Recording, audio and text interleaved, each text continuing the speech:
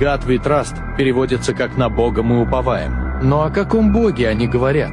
Чтобы понять, нужно сначала обратить внимание на символы на долларовой купюре. На одной стороне изображена древнеегипетская пирамида с 13 блоками и масонским глазом. На другой стороне орел держит 13 стрел, а над ним 13 звезд. Как оказалось, это все неспроста. Под пирамидой римскими цифрами указан 1776 год, год основания баварских иллюминатов, руководимых советом из 13 человек.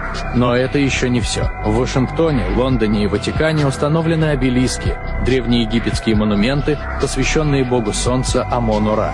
В то же время главные улицы этих городов образуют сатанинские пентаграммы с белым домом в центре. На купюрах доллара также указаны разные буквы, общее количество которых также 13.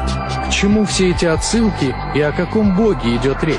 Точные ответы вы найдете в нашем закрытом телеграм-канале. Ссылка в профиле.